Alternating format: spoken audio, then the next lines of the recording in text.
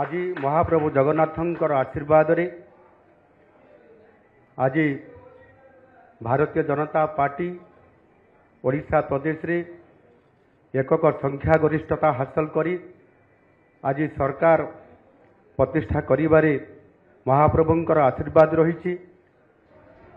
एवं ताहा सहित जो 4.5 कोटी ओडिशार लोक माने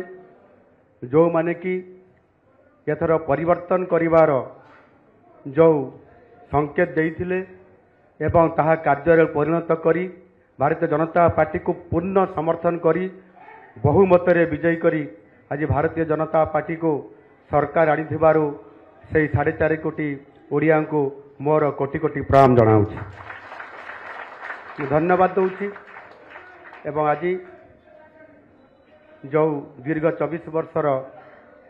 शासन थिला तार परिवर्तन होईची एवं लोक माने जो आशा एवं आकांक्षा एवं ओडिशार विकास पाई जेबड़ी भाव में भारतीय जनता पार्टी प्रति आस्था प्रकट करिसंती निश्चित भाव में भारतीय जनता पार्टी आगामी दिन में ताकू संपूर्ण भाव में पूरण करने सहित ओडिशा को भारत वर्ष रे 1 नंबर राज्य रे परिणत करने निश्चित भाव में आज संकल्प नौछि एवं ता निश्चित भाव में आगामी दिन में कार्यकारी करिवो।